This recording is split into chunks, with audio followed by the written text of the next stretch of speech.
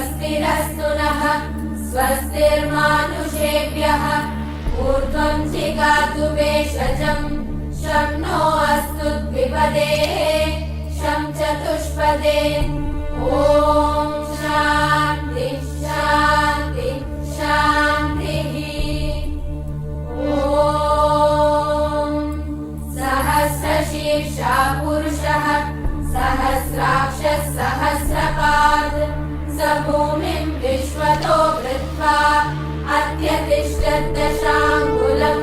पुरुष एवेदगुं सर्वम् यद्भूतं यच्च भव्यम्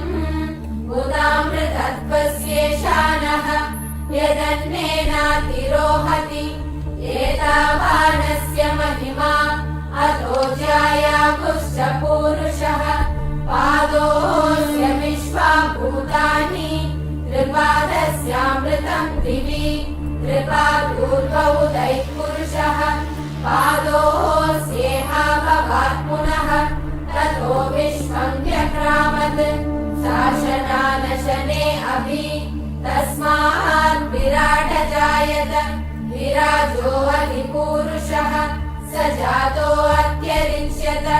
पश्चात् भूमिमतो पुरः यत्पुरुषेण हविषा देवा यज्ञमतन्वत वसन्तो अस्यासीदाज्यम् ग्रीष्म इद्म शरद्रविः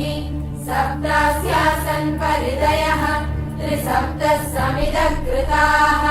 देवा यज्ञं तन्वानाः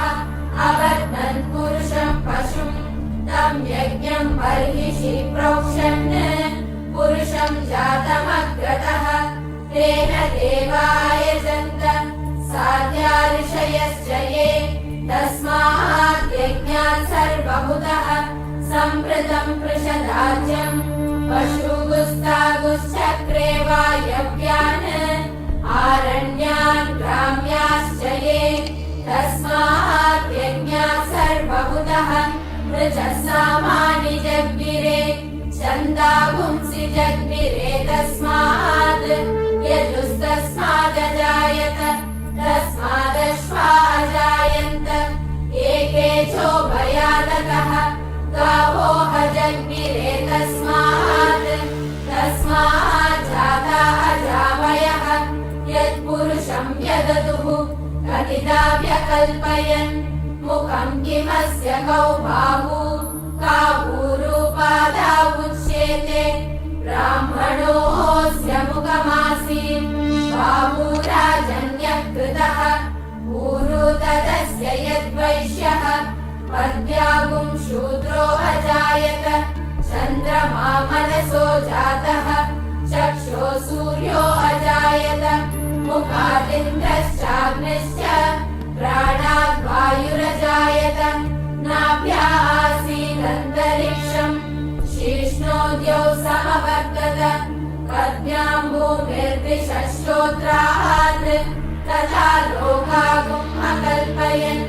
वेदाहमेतं पुरुषं महान्तम् आदित्यवर्णं तमसस्तु पारे सर्वाणि रूपाणि विचित्य धीरः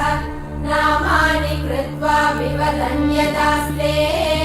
दाता पुरस्ताद्यमुदा जहार शक्रप्रविद्वान् प्रतिशश्च तस्रः तमेवं विद्वान् अमृत इह भवति नान्यः पन्थायनाय विद्यते यज्ञेन यज्ञमयजन्त देवाः तानि धर्माणि प्रथमान्यासन् ते अनाकं महिमानः सजन्ते यत्र पूर्वे साध्या सन्ति देवाः अद्य सम्भूत पृथिव्यैरसाः च विश्वकर्मणः समवर्तताभि तस्य त्वष्टा विदधूपमेति तत्पुरुषस्य विश्वमाजानमग्रे वेदाहमेतं पुरुषं महान्तम् आदित्यवर्णं तमसः परस्तात् तमेवं विद्वान् अमृत इह भवति नान्यः पन्था विद्यते यनाय प्रजापतिश्चरति गर्भे अन्तः अजायमानो बहुधा विजायते तस्य वीरा परिजानन्ति योनिम्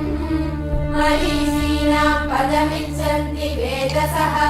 यो देवेभ्यः तपति यो देवानां पुरोहितः पूर्वो यो देवेभ्यो जातः नमो रुचाय ब्राह्मये रुचं ब्राह्मं जनयन्तः देवा अग्रे तदब्रुवन् यस्त्वैवं ब्राह्मणो विद्यात् तस्य देवाः सन्वशे क्रीशते लक्ष्मीश्च पत्न्यौ